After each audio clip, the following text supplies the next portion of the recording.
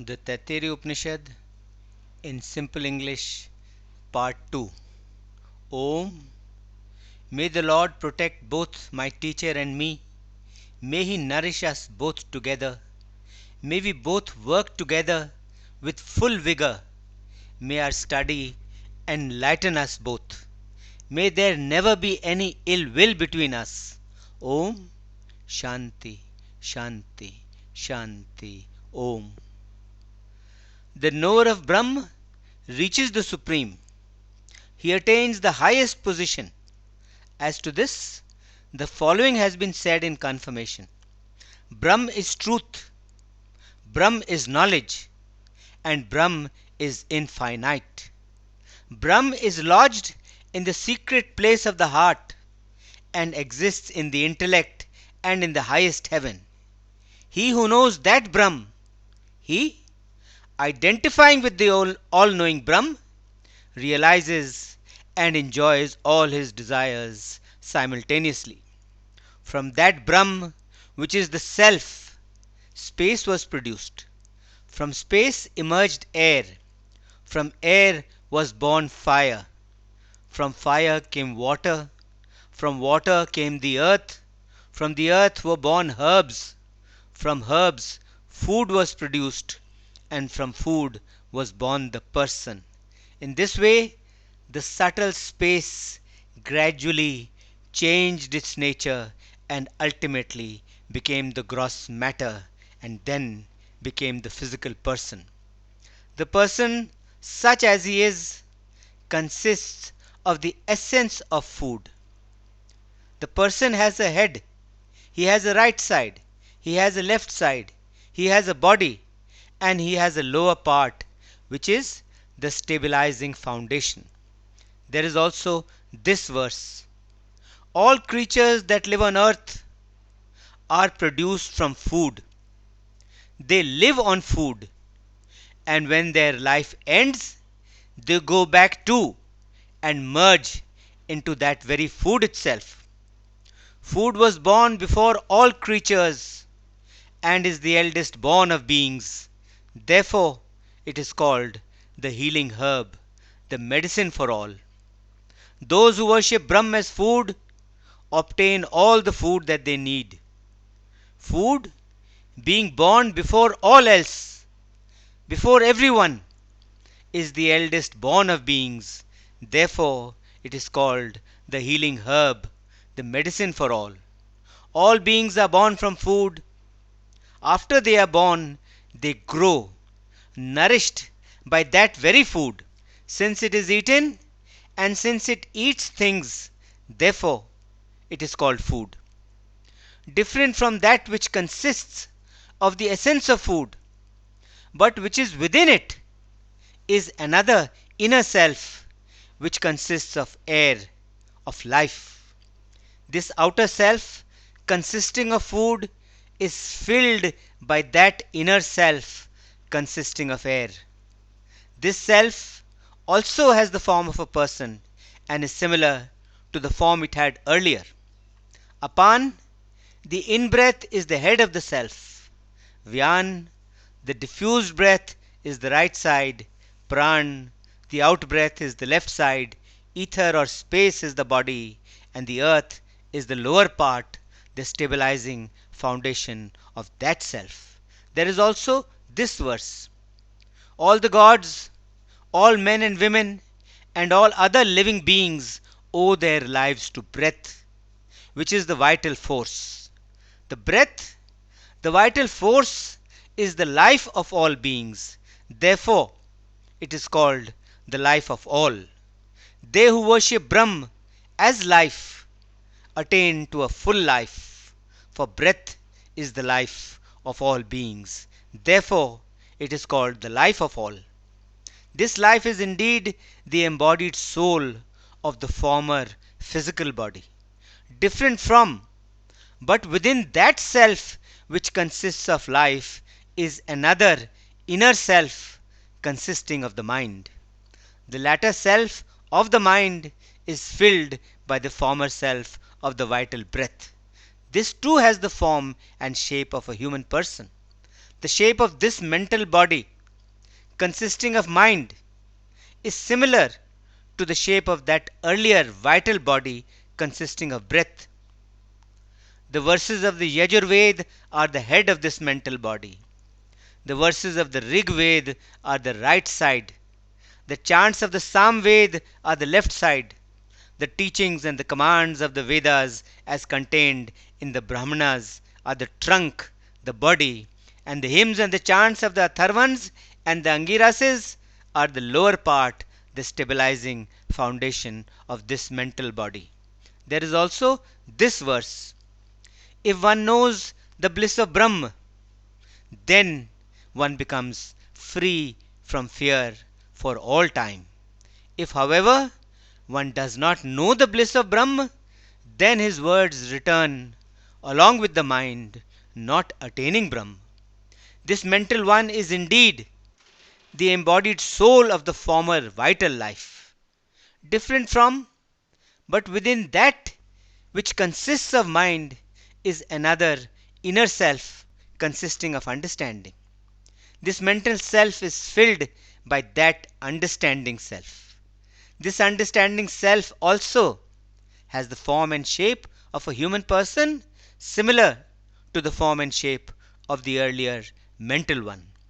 Faith is the head of this understanding person. Righteousness is the right side. Truth is the left side. Contemplation and concentration are the body, the trunk, and the principle of Mehet, the great one, is the lower part, the stabilizing foundation of the understanding self.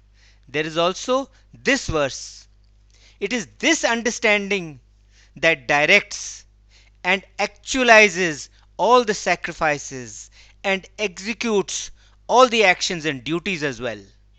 All the gods meditate on and worship as the firstborn Brahma, who is understanding. If one knows Brahma as understanding, and one does not make any mistake about this knowledge or turn away from such knowledge, he leaves all his sins in the body itself and he attains all his desires. This understanding life is indeed the embodied soul of the former mental life, different from and within that which consists of understanding is yet another inner self consisting of bliss. The understanding self is filled by that blissful self. This blissful self too has the form and the shape of a person similar to the human shape of the earlier one. Pleasure is the head of the blissful one. Enjoyment is the right side. Delight the left side. Bliss the body, the trunk, and Brahm is the lower part, the foundation that stabilizes the blissful one. There is also this verse: if one knows Brahm as non existing, then one becomes non existent himself. If one knows that Brahm does exist, then they consider him as existing on the strength of that knowledge. This blissful one is indeed the embodied soul of the former understanding one. Now then, the following questions arise: does one who does not know and who is ignorant, when departing from this life, go to the other world, or does he not? Or is it that the one who knows, the man of knowledge, on departing from this life, attains that world or not? He, the Supreme Soul, desired, let me become many, let me be born. He deliberated and performed austerity. Having performed austerity, he created all this, whatever that exists here. Having created all that exists, he entered all that exists. Having entered all existence, he became both the actual and the beyond. He became beyond the actual and the beyond as well. He became the defined and the undefined, the founded and the non-founded, the intelligent and the non-intelligent, the true and the untrue, as the real, as the truth. He became whatever there is here. That is what they call the truth. That is what they call Brahm. There is also this verse: in the beginning, this world did not exist. All this was only the unmanifested Brahm. Therefore was existence produced. From Brahm emerged the manifested.